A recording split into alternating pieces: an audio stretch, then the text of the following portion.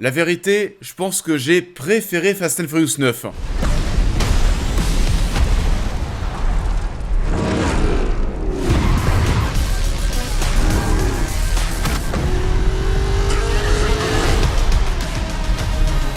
Bonjour à tous, et bah écoutez, j'espère que tout le monde va bien. On se retrouve aujourd'hui pour une vidéo qui va peut-être être importante pour l'histoire de la chaîne, parce que oui, si on regarde le compteur d'abonnés, il manque un petit peu plus de 200 personnes, un petit peu plus de 200 personnes pour atteindre les 100 000 abonnés. Ça serait assez drôle de passer les 100 000 abonnés avec une vidéo sur Fast and Furious. Merci déjà à tous ceux qui suivent la chaîne depuis des semaines, depuis des mois, depuis des années.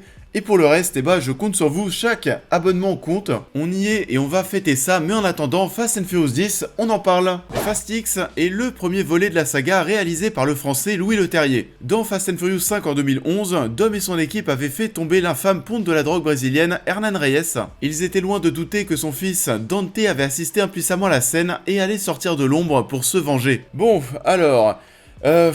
Bon, c'est vrai qu'on n'en finit plus avec les Fast and Furious, et clairement, va falloir vraiment approcher de la fin. Pourtant, j'ai vraiment rien contre la saga, j'en ai même été assez fan, je connais quasiment tous les films par cœur, mais c'est vrai que l'excitation se fait de moins en moins ressentir. La giga hype pour les Fast and Furious redescend de plus en plus.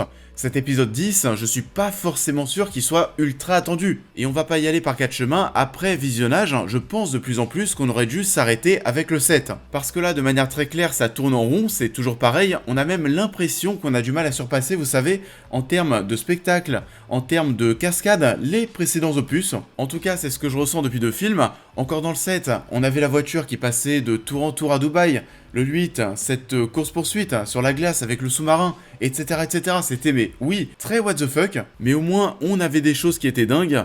Là, on a de plus en plus de mal à nous impressionner et on nous crée des histoires qui n'ont ni queue ni tête. Avec des trucs qui viennent de nulle part à chaque fois, on peut parler, je pense, dans un premier temps du méchant. Jason Momoa, je ne l'ai pas du tout kiffé. Il est très clownesque, il est très ridicule. Et ce personnage est le fils du bad guy du 5e opus. Alors oui, voilà, ça vient de tomber. Hernan Reyes avait un fils âgé en plus qui se cachait visiblement, parce qu'on va même aller jusqu'à te montrer qu'il était présent durant la séquence d'action finale. On te refait en fait au début le montage du 5 en intégrant des plans avec Momoa pour te montrer qu'il était là, et c'est la même chose depuis des films et des films. On n'arrête pas de t'inventer un fils caché, un frère caché, une tante cachée. Qu'importe, il y a forcément quelqu'un qui revient pour venger quelqu'un d'autre. Des histoires comme ça, on peut encore en faire des dizaines, et ça semble en prendre le chemin, parce que oui, il se pourrait que cette fin de saga se fasse désormais en 3 films. Que ça se fasse en 3 parties, à l'origine, Fast X, ça devait être une partie 1 et une partie 2. Et finalement, on va peut-être encore tirer sur la corde,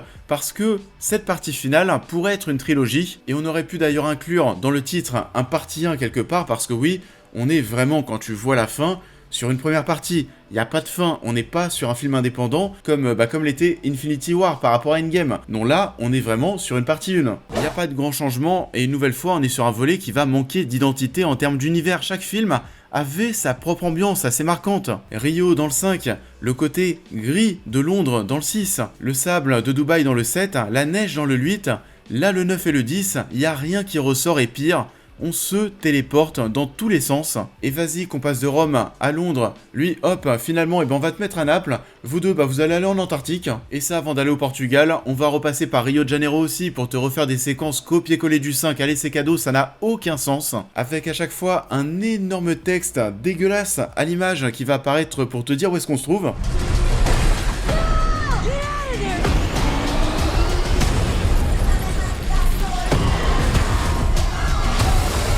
Donc bon, oui, on se fout de la cohérence des localisations des personnages, on va dire ça comme ça, tout comme des lois de la physique pour les scènes d'action, mais bon, ça on le sait déjà et c'est pas forcément dérangeant. C'est pas dérangeant dans le sens où c'est cool quand même d'avoir une saga qui cherche, ou plutôt qui cherchait constamment à repousser les limites du réel pour nous offrir des scènes d'action dantesques.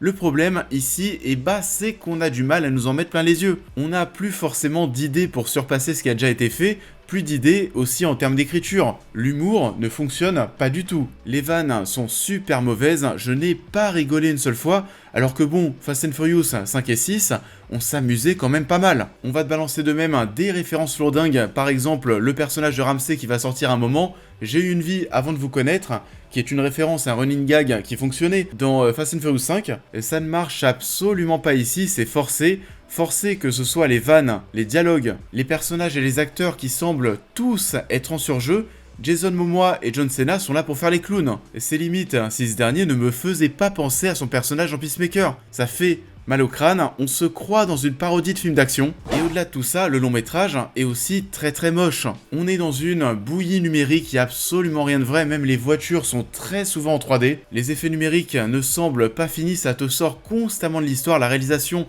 fait vraiment mal à la tête.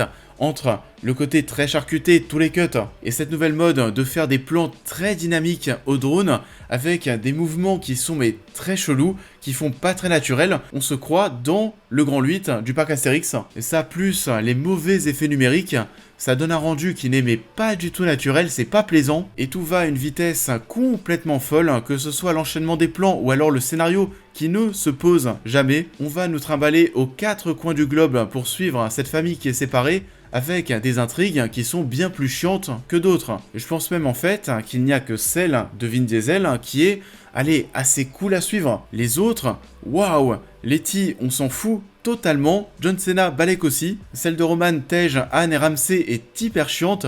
Tout ce qui va tourner autour de l'agence, c'est d'un ridicule. Au bout d'1h30 de long métrage, je n'en pouvais plus, vraiment. Donc bon, vous l'avez compris, on n'est clairement pas sur le meilleur opus de la saga. J'avais pas kiffé le 9, pour moi, ici, c'est encore pire. And now, I'm gonna break yours. Piece by piece. Et ça en est tout pour cette partie sans spoiler. Pour ceux qui vont nous quitter, n'oubliez pas de liker et de partager la vidéo, de vous abonner et de me suivre sur tous les réseaux. D'autres critiques arrivent sur la chaîne. Et on va revenir dans cette partie spoilers sur 2-3 trucs assez marquants. Il n'y en a pas non plus des masses. C'est parti, on spoil.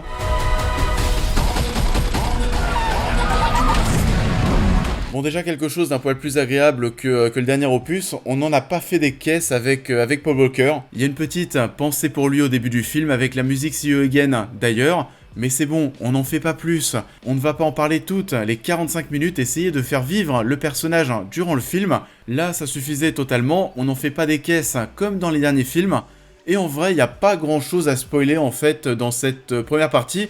Alors bon, déjà, une surprise qui n'en est certainement pas une. On savait tous, vu comment tous les personnages reviennent, on savait que Gal Gadot allait revenir. La justification de sa renaissance entre guillemets n'aura aucun sens, même si oui, on ne voit pas son corps dans le 6, mais bon, on sait bien que ça va être tiré par les cheveux. C'est le cas à chaque fois, on ne se prend même pas la tête pour essayer de faire quelque chose de crédible et cohérent. Anne, dans le 9, c'était lamentable. Donc bon, le retour de Giselle, pour moi, c'est pas une surprise, et la fin, en règle générale, je l'ai trouvé, mais alors vraiment tellement mal foutu. On a d'un côté ce cliffhanger et de l'autre côté Toretto et son fils, qui vont bien sûr s'en sortir. D'ailleurs, la relation entre Toretto et son fils est très peu travaillée, très décevante.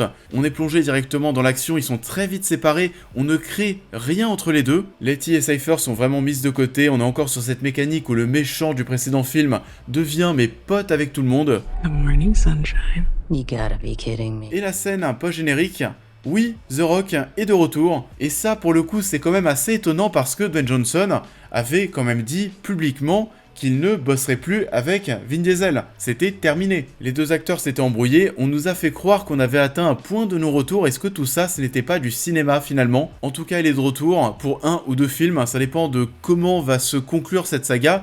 Ça va être le Avengers Endgame du Fast and Furious. Mort ou non, tout le monde revient. Je sais pas qui sera le boss final, le Thanos de cet univers, mais si c'est Jason Momoa, quand même, c'est assez décevant. Est-ce que vous avez envie de voir la suite? Dites-moi ça en commentaire. And now, I am the man who's going to break your family.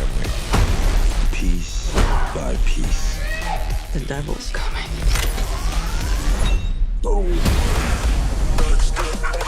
Ça en est tout pour cette vidéo, j'espère qu'elle vous aura plu comme d'habitude. Je vous invite à la liker, à la partager, à me dire en commentaire ce que vous avez pensé de l'œuvre en question, à vous abonner et à me suivre sur l'intégralité de mes réseaux pour toutes les news et réactions à l'actualité, mais aussi à devenir membre soutien si vous souhaitez soutenir mon travail. Et on va se retrouver très vite sur la chaîne pour cette prochaine critique.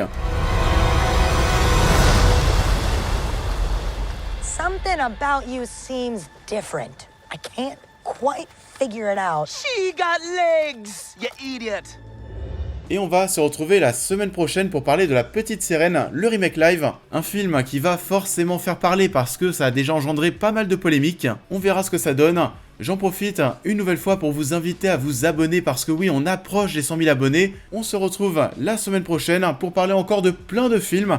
Je vous souhaite une belle continuité de semaine et je vous dis à très vite.